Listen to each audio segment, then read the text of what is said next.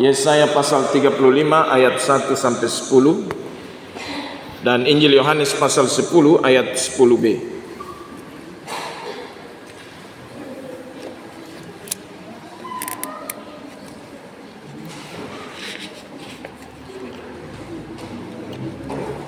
Demikianlah bunyi firman Tuhan, Yesaya pasal 35 ayat 1 sampai 10. Keselamatan bagi umat Tuhan. Padang gurun dan padang kering akan bergirang. Padang belantara akan bersorak-sorak dan berbunga.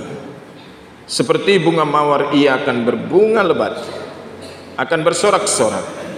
Ia bersorak-sorak dan bersorak-sorai. Kemuliaan Libanon akan diberikan kepadanya. Semarak Karmel dan Saron, mereka itu akan melihat kemuliaan Tuhan, semarak Allah kita. Kuatkanlah tangan yang lemah lesu, dan teguhkanlah lutut yang goyah. Katakanlah kepada orang-orang yang tawar hati, kuatkanlah hati, janganlah takut. Lihatlah Allahmu akan datang dengan pembalasan dan dengan ganjaran Allah. Ia sendiri datang menyelamatkan kamu. Pada waktu itu mata orang-orang buta akan dicelikan dan telinga orang-orang tuli akan dibuka. Pada waktu itu orang lumpuh akan melompat seperti rusa, dan mulut orang bisu akan bersorak-sorai. Sebab mata air memancar di padang gurun dan sungai di padang belantara.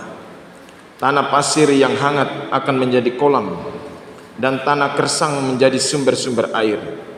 Di tempat serigala berbaring akan tumbuh tebu dan pandan. Di situ akan ada jalan raya yang akan disebutkan jalan kudus. Orang yang tidak tahir tidak akan melintasinya, dan orang-orang pandir tidak akan mengembara di atasnya. Di situ tidak ada singa, binatang buas tidak akan menjalaninya, dan tidak akan terdapat di sana orang-orang yang diselamatkan akan berjalan di situ. Dan orang-orang yang dibebaskan Tuhan akan pulang dan masuk ke Sion dengan bersorak-sorai. Sedang sukacita abadi meliputi mereka. Kegirangan dan sukacita akan memenuhi mereka. Kedukaan dan keluh kesah akan menjauh. Injil Yohanes pasal 10 ayat yang ke-10 bagian B. Kita akan membacanya bersama. 3. Aku datang supaya mereka mempunyai hidup dan mempunyainya dalam segala kelimpahan. Kita baca sekali lagi. 3. Aku datang supaya mereka mempunyai hidup dan mempunyainya dalam segala kelimpahan. Demikianlah firman Tuhan. Haleluya.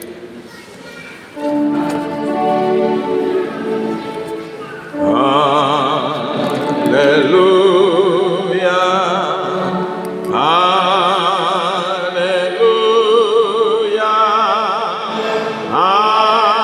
haleluya.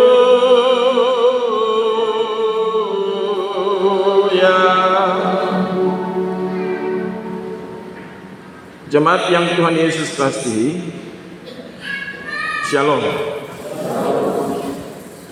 Di minggu Advent yang keempat, di minggu ungu yang terakhir ini, dua pembacaan firman ini hendak mengantarkan kita bersama untuk merenungkan, mempersiapkan diri kita menyambut kedatangan Tuhan yang kita peringati pada Natal 25 Desember. Tetapi lebih dari itu, kedua pembacaan ini hendak mengantarkan kita mempersiapkan diri kita menyambut kedatangan Tuhan. Berulang-ulang firman Tuhan di minggu Advent yang pertama, kedua, dan ketiga, juga termasuk sekarang yang keempat, kita diingatkan untuk mempersiapkan jalan bagi Tuhan, mempersiapkan kedatangan Tuhan ke dalam dunia, mempersiapkan kedatangan Tuhan dalam diri pribadi setiap orang.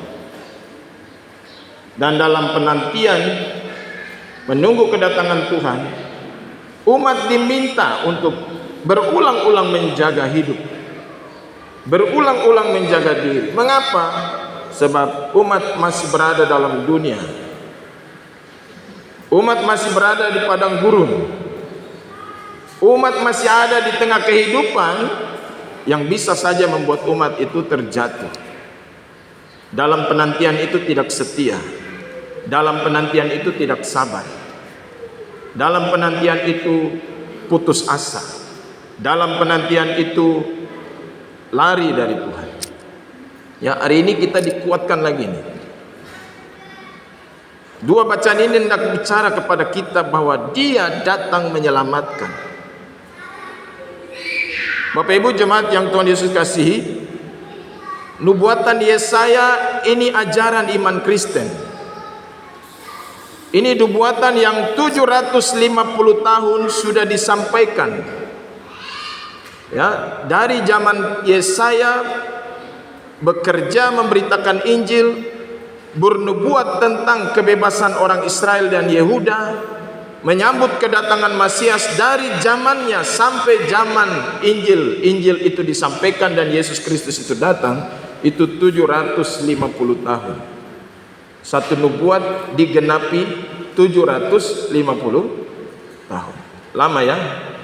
7 abad setengah. 7 abad setengah tahun baru Injil itu disampaikan. Tetapi nubuatan itu akan pasti. Sebab mengapa akan pasti? Ini juga yang menentukan kita bahwa penantian itu pasti. Walaupun penantian akan kedatangan Tuhan itu saya tidak nantikan, saya tidak peroleh sebagai orang tua karena saya sudah mati duluan. 750 tahun sampai Kristus datang itu beberapa generasi yang mati. Dalam kematian, dalam hidup dan kematian mereka terus bicara kepada generasi mereka bahwa kau sabar menanti, kau menunggu bahwa penggenapan janji itu pasti datang. Itu artinya bahwa penantian itu mengandung dua sifat, dua sisi yang berbeda. Sebagai orang Kristen kita tidak bisa menunggu penantian secara jasmani, bahwa memang Dia datang secara fisik, muka dengan muka, bertemu dengan saya dan menolong saya, membebaskan saya dari persoalan-persoalan kalau Dia ada di muka saya. Itu salah satu pengertian kata penantian.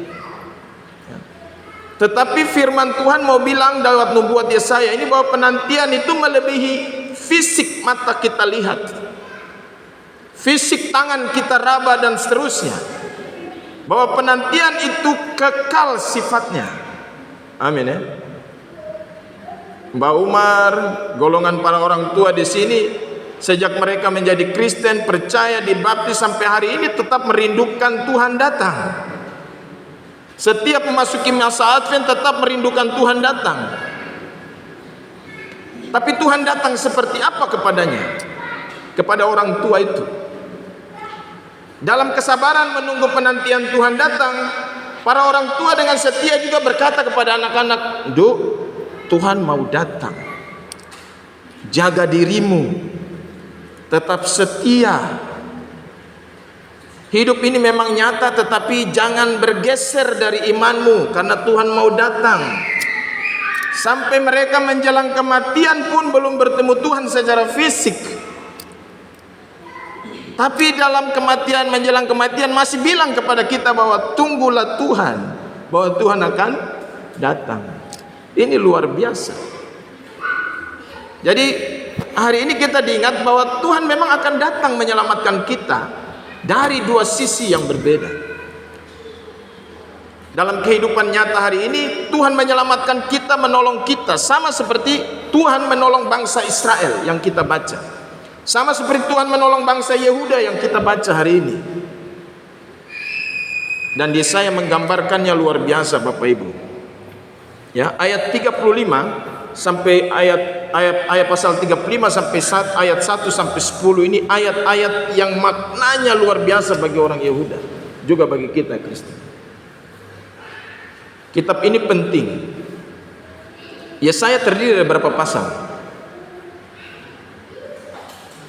66 pasal. Alkitab ini terdiri dari berapa pasal? Berapa kitab? Alkitab kita ini terdiri dari berapa buku? Perjanjian Lama ada berapa? Perjanjian Baru ada berapa? Jumlahnya berapa? Jumlah kitab ada satu saja, dengan terdiri dari berapa buku? Perjanjian Lama 39 dan Perjanjian Baru 27, ditambah berapa? Aduh, ini kateksasi ulang. 66. Kitab Yesaya ini 66 pasal. Dan pembagiannya itu seperti kitab kecil, kitab mini dari keseluruhan kitab ini. Pasal 1 sampai pasal 39 itu bicara tentang hukuman Tuhan. Kalau tidak bertobat nanti dapat hukum, ya. Pasal 1 sampai 39.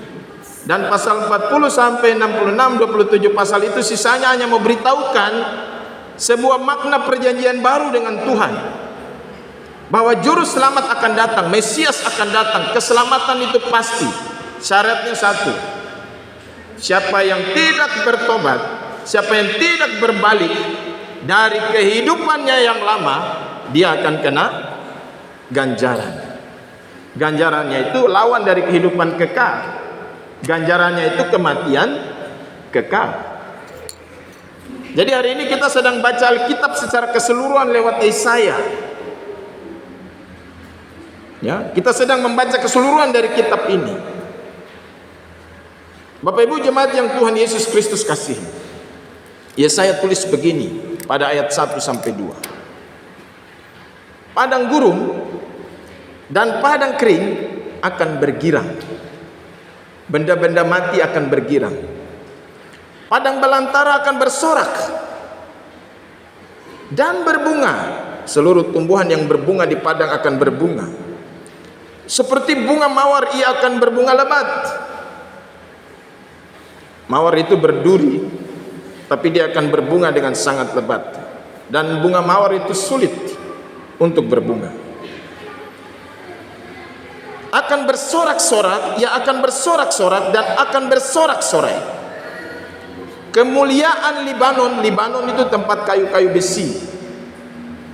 Di Palestina, di Timur Tengah, Libanon itu hutan kayu besi. Siapa yang tidak dapat kayu besi itu rugi. Sama kita, kita di Papua cari kayu besi. Siapa yang memiliki membangun rumah dengan kayu besi itu mulia. Kalau kayu yang busuk-busuk tidak mulia. Jadi bagi Israel, kemuliaan kayu besi dalam hutan Libanon itu kemegahan orang itu yang memilikinya. Kemuliaan Libanon akan diberikan kepadanya semarak Karmel dan Saron. Karmel dan Saron di Israel Utara. Mereka pun akan melihat kemuliaan Tuhan. Ini menandakan bahwa bukan saja orang Yehuda yang mendapatkan keselamatan dengan Yesus lahir di kandang Bethlehem dari keturunan Yehuda, keturunan Daud. Tapi di luar dari keturunan Daud, orang-orang Israel, orang-orang Samaria yang lain, dan juga seluruh dunia akan menerima kemuliaan dari Tuhan. Ini dibuat yang kekal, jangka panjang. Bapak Ibu, ini perintah. Perintah kepada alam dari Tuhan. Ketika Mesias itu datang, apa yang terjadi? Jadi alam dulu yang bersuka cita. Itu sebabnya kita lihat nanti ada bintang, ada malaikat, ada cuaca, dalam kegelapan terang itu datang. Jadi alam dulu yang diperintahkan Tuhan. Lalu manusia dan bangsa-bangsa dan suku-suku bangsa, mereka pun akan melihat kemuliaan Tuhan lewat bukti-bukti perubahan dalam alam ini. Ayat ketiga dan ayat keempat, Yesaya memberitahukan kesaksian tentang yang datang. Dia minta supaya kuatkan tangan. Kalau tangan ini letih dan lesu, kuatkan. Kalau teguk lutut ini goyah, kuatkan dan teguhkan. Kalau hati ini tawar, kuatkan. Kalau hati ini takut, jangan takut. Sebab Allah itu akan datang. Kelemahan tidak bisa menghambat Tuhan datang. Kelemahan pribadi kita tidak bisa menghalangi Tuhan yang mau datang kepada kita. Sakit apapun kita, tetap Tuhan datang. Dalam keadaan fisik seperti apapun, tetap Tuhan datang. Tapi sebelum Tuhan datang, sembuhkanlah dirimu. Itu kata Yesaya. Sembuhkan apa? Ya tadi yang lemah-lemah itu kuatkan dirimu, karena Tuhan mau datang kepadamu. Yang lututnya goyah, tentu bukan karena kolesterol dan rematik. Pergi ke dokter, berobat cepat. Sebab ketika Tuhan datang kita mau dansa, mau bersuka cita, mau bergirang. Kalau sakit tidak bisa bersuka cita, melompat-lompat, tidak bisa. Jadi memang harus kita kuat dalam kesaksian kita tentang diri kita. Harus ada mujizat perubahan yang membuat kita kuat. Dan mujizat perubahan itu hanya terjadi, Bapak Ibu perhatikan ayat yang keempat. Lihatlah Allahmu akan datang dengan pembalasan. Yang menentukan pembalasan Allah bukan kita. Kalau karena kehidupan ini kita mendapatkan sesuatu yang buruk, bukan kita yang nanti akan melakukan pembalasan, tapi Tuhan yang akan melakukan pembalasan. Dan ganjaran itu juga milik Allah, bukan kita. Kita tidak bisa hukum orang, membalas hal yang sama kepada orang lain. Orang yang berbuat salah dan saya tertekan, saya menderita, kita tidak bisa balas ke dia. Israel pun tidak bisa balas ke Babel, ke Asyur, karena pembuangan mereka di Babel, karena penderitaan mereka. Tidak bisa. Allah sendiri yang nanti melakukannya. Dan Bapak Ibu, kesaksian yang luar biasa pada bagian ayat 4 yang terakhir. Ia sendiri. Bapak Ibu lihat, yang bisa baca lihat di Alkitab. Ia sendiri datang menyelamatkan kamu. Ia. Berarti tidak ada perwakilan. Ya. Artinya ketika ini dihubungkan dengan kedatangan Yesus Kristus, Yesus Kristus itulah Allah. Ya. Pernyataan Yesaya ini memperbarui pikiran kita, memperbaiki telinga kita, atau memperbaiki pikiran orang tentang kita bahwa Yesus itu dia nabi. Yesus bukan nabi, tapi Yesus itu Allah sendiri. Amin. Setuju? Yesus itu Allah sendiri. Bapak Ibu bayangkan 750 tahun Yesaya sudah katakan kepada bangsa Yehuda, nanti dari sini akan datang Raja Damai. Dan itu digenapi 750 tahun kemudian. Lama sekali bagaimana penebusan dan keselamatan itu datang. Dan bukan main-main, dia bukan keturunan Yehuda dalam bentuk manusia saja, tapi dialah Allah sendiri dalam diri Yesus itu. Dan Yesus itu sendiri adalah Allah. Jadi mari kita tetap teguh percaya kepada Yesus, karena Yesus itu Tuhan. Dialah yang menyelamatkan kita. Jangan berpaling dari dia. Ayat yang kelima Bapak Ibu Jemaat sampai pada ayat yang ke-9. Ini memberitakan tentang dampak kedatangan Yesus. Dampak dari kedatangan Yesus. Yang buta akan dicelikan. Yang tuli akan dibuka matanya. Ini bukan nasihat si buta melihat, si tuli mendengar, bukan. Tapi semua yang menutup mata dengan Tuhan, semua yang tidak mendengarkan Tuhan, ketika Tuhan Yesus datang, ketika Raja Damai datang, ketika keselamatan datang, mata mereka akan terbuka. Amin. Telinga mereka pun akan terbuka. Mata mereka, telinga mereka terbuka tergantung kesaksian kita kan. Kesaksian hidup orang percaya. Bagaimana merefleksikan keselamatan yang sudah kita terima dalam hidup sehari-hari. Kalau saya sendiri buta dan tuli, bagaimana saya mau merefleksikan keselamatan yang ada pada diri saya kepada orang lain? Tidak bisa. Orang buta tidak bisa menuntun orang buta. Orang tuli tidak bisa mengarahkan orang tuli. Dong sama-sama tidak dengar, mereka akan sama-sama tidak melihat. Yang bisa menuntun orang buta adalah orang melihat. Yang bisa menuntun orang tuli adalah orang yang mendengar. Dan inilah keselamatan itu. Pada waktu itu orang lumpuh akan melompat seperti rusa. Orang Arsu 1 nih, beberapa di antara kita jago pasang jerat. Bagaimana kalau rusak kena jerat? Bagaimana setelah dia selesai minum air, dia bergirangnya, melompat-lompat luar biasa. Bagaimana mungkin orang lumpuh bisa melompat seperti rusa? Bapak Ibu, ini nasihat politik ini. Ya, pada ayat yang ke-6 ini nasihat politik, nasihat ekonomi, nasihat sosial yang diberitahukan Yesaya kepada orang Yehuda. Memang kamu sudah dibuang, akibat pembuangan ke Babel itu ekonomi lumpuh, tidak ada raja lagi, raja mati, raja ditawan, tidak ada pemimpin lagi di antara kamu. Tapi ingat, Yesaya bilang, tidak selamanya kamu akan dibuang, tidak selamanya kamu akan di Babel. Ketika keselamatan datang dan Tuhan datang sendiri untuk membebaskan kamu, kamu akan lompat seperti rusa. Kamu tidak lumpuh lagi. Ya. Ketika mulut orang bisu, yang bisu itu akan bersorak-sorai. Yang diam saja karena hukuman, tertekan, yang stres, yang putus asa, itu akan meluap-luap kegembiraannya. Mengapa? Ketika dia menyambut datangnya Raja Damai.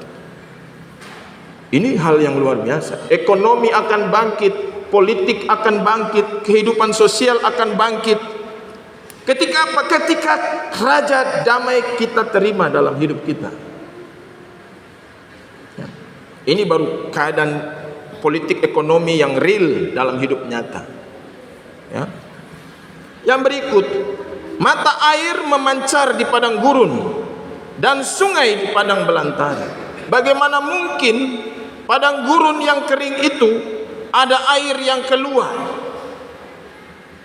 Tidak mungkin. Bagaimana padang gurun, padang belantara itu dialiri dengan sungai-sungai yang besar dan yang kecil? Bagaimana mungkin?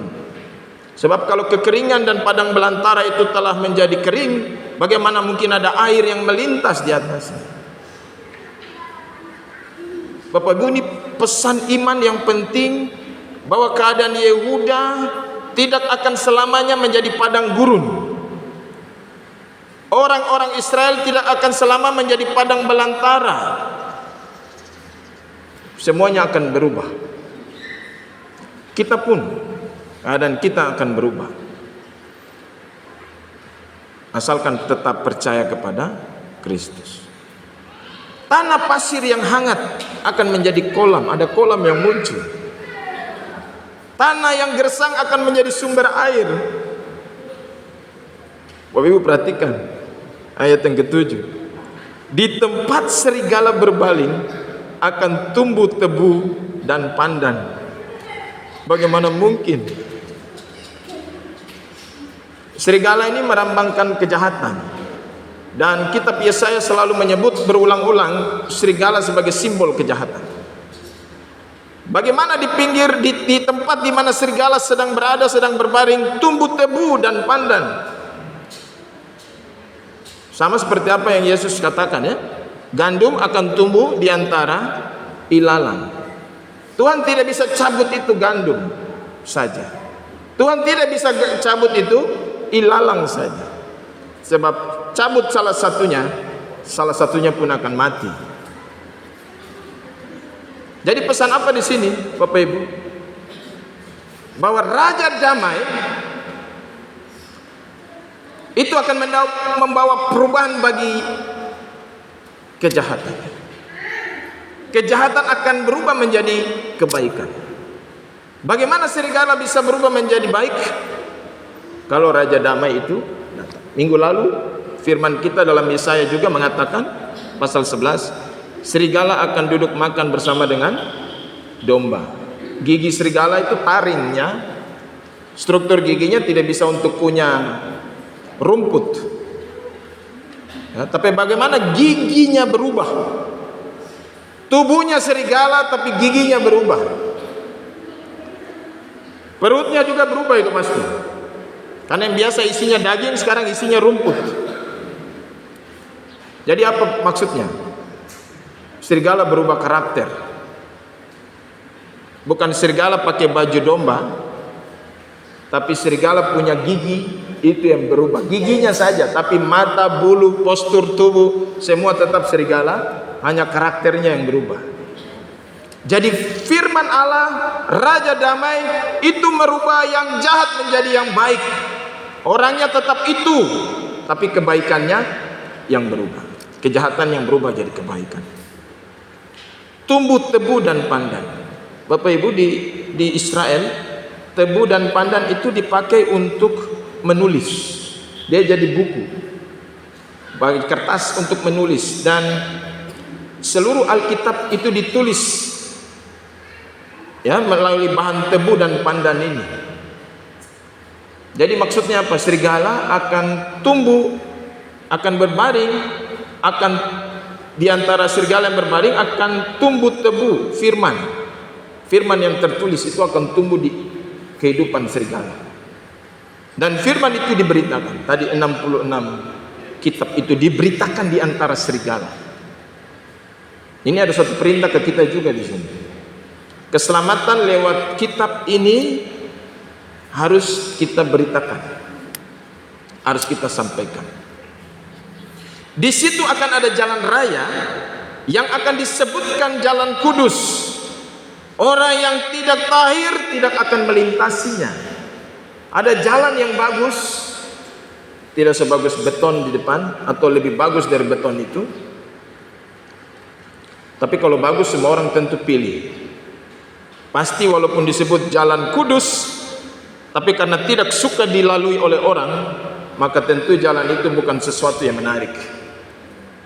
Tapi ada jalan kudus yang disiapkan bagi orang-orang yang percaya kepada Kristus. Dan jalan itu tidak bisa dilalui oleh orang-orang yang tidak kudus, oleh orang-orang yang tidak bersih, oleh orang-orang yang tidak tahir. Jalan itu dikhususkan bagi mereka yang dipilih, diselamatkan. Jalan itu dikhususkan kepada mereka yang telah membawa diri mereka untuk kudus bersama dengan Tuhan. Oke, kita dipilih, kita ditunjuk oleh Tuhan, kita dipanggil oleh Tuhan. Itu artinya kalau kita jaga kekudusan, kita ada di jalan itu. Kalau kita tidak jalan dalam kekudusan, kita tidak ada di jalan itu. Di situ tidak ada singa, di situ tidak ada binatang buas. Mereka tidak menjalani tempat yang namanya jalan kudus. Bapak Ibu, ya, dengan kita mendengar bagian ini, jalan kudus yang disiapkan Tuhan, penantian kita menyambut kedatangan Tuhan ini meminta kita untuk mempersiapkan hati, pikiran, perbuatan hidup kita dengan sungguh-sungguh menyambut kedatangan Tuhan.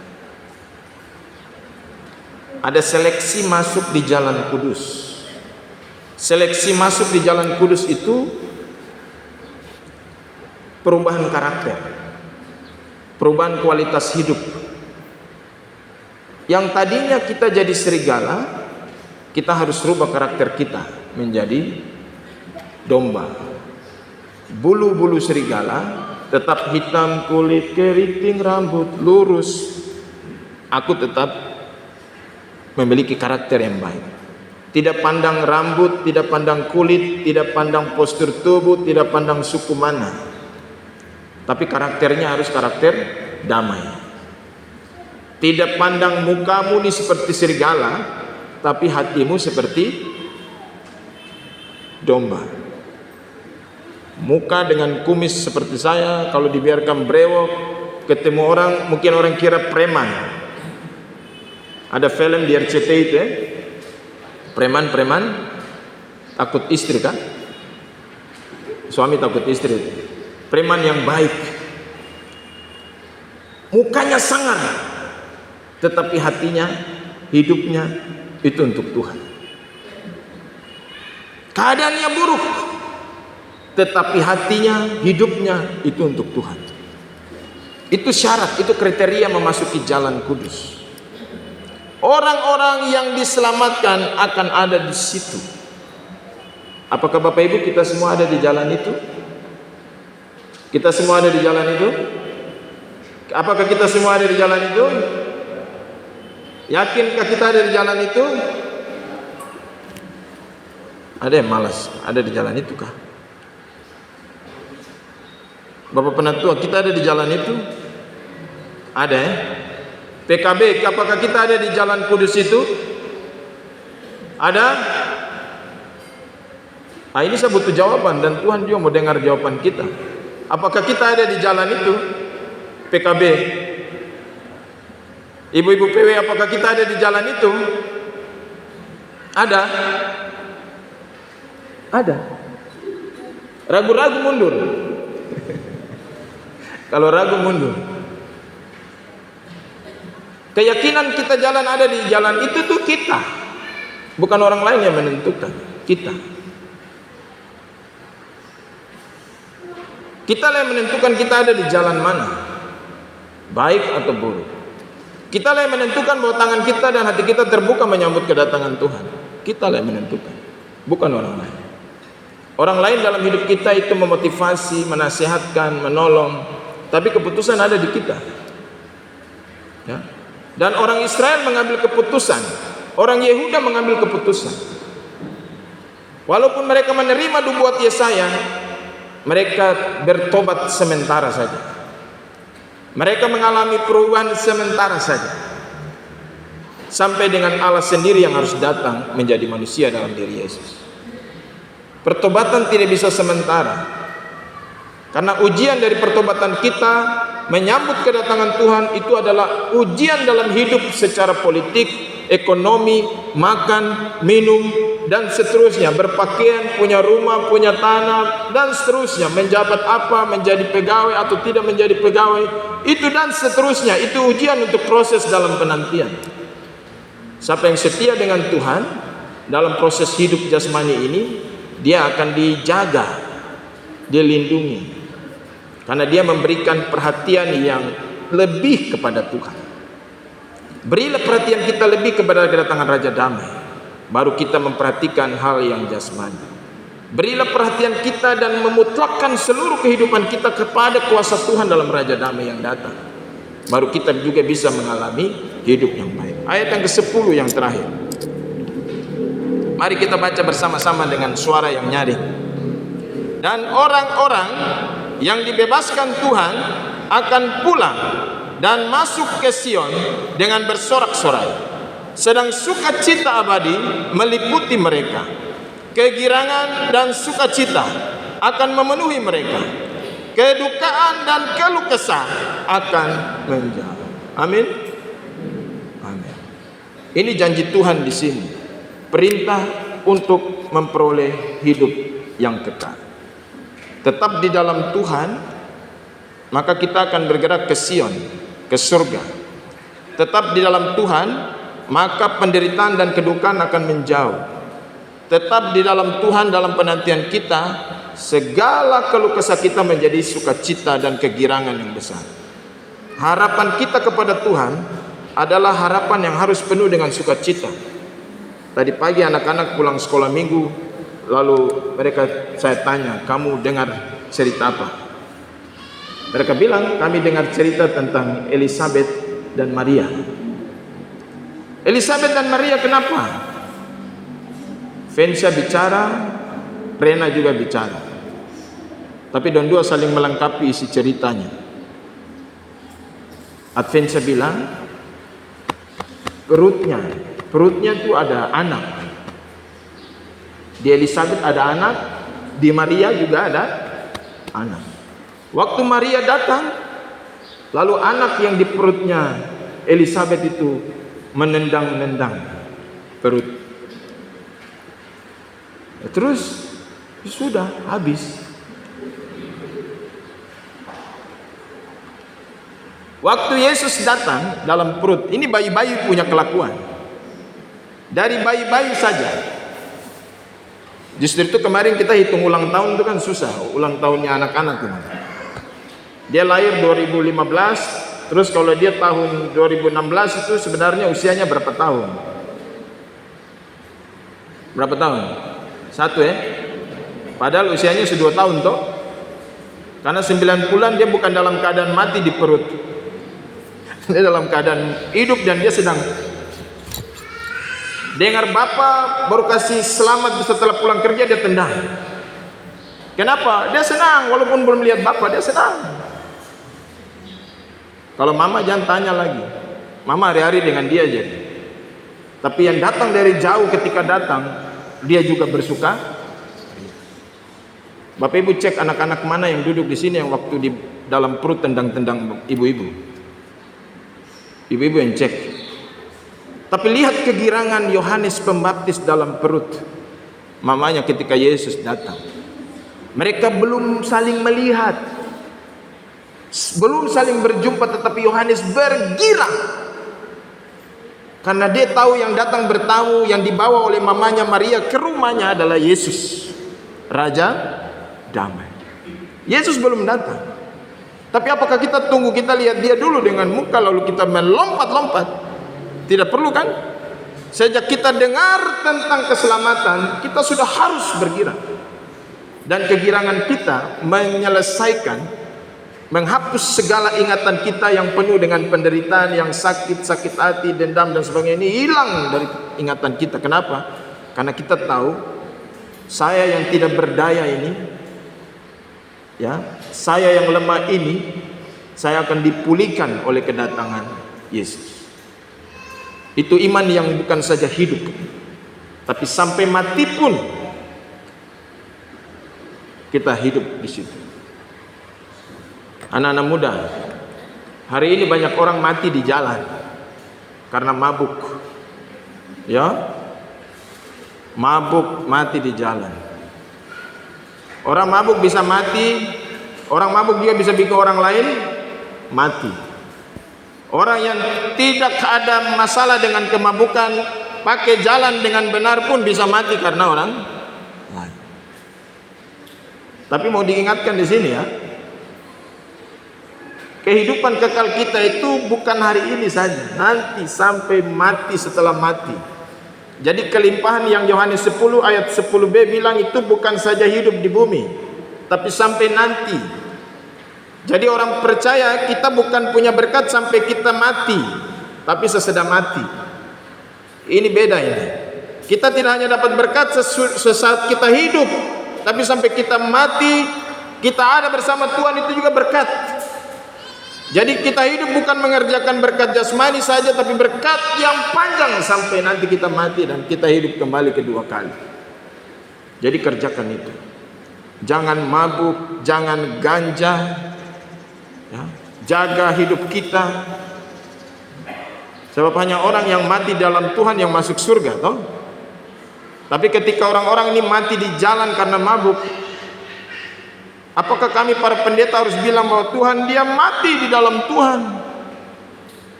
Bukan, dia mati karena alkohol. Bukan dalam, dia mati di jalan. Jadi jangan mati dalam kejahatan. Jangan kita mati dan membiarkan diri kita mati dalam kelemahan-kelemahan yang jahat. Tapi biarkan diri kita dan hidup kita ini mati dalam hal yang benar, sehingga ketika hamba Tuhan berdiri, dia dengan sukacita bilang, Tuhan, orang ini memang mati di dalam Tuhan. Tapi kalau dia mati karena alkohol, baru saya bilang, Tuhan, dia mati dalam Tuhan, saya tipu sapu diri lagi. Hanya untuk menyenangkan keluarga yang hidup, saya harus bilang dia mati dalam Tuhan. Dia yang tidak pakai penantian dengan baik-baik, hanya mabuk, hanya ganja, hanya buat jahat, baru saya bilang di hadapan Tuhan dia mati dalam Tuhan. Ya, suatu hari ke depan kita keluarga-keluarga Kristen juga harus jujur bilang bahwa memang anak saya mati di dalam kejahatan, atau saya mati dalam kejahatan. Saya tidak mati dalam Tuhan. Justru itu kita diingatkan di sini. Masa penantian itu masa yang jaga-jaga, waspada, hati-hati. Kita terjerumus sedikit, kita jatuh. Dan kejahatan sekali lagi tidak bisa membawa hubungan kita dengan Tuhan itu baik. Yang bisa membawa hubungan kita dengan Tuhan itu baik kalau kita bertobat, kita berubah, hidup di jalan yang kudus, hidup di jalan yang benar. Dia datang menyelamatkan kita. Itu kekal dan amin. Tuhan berkati. Shalom.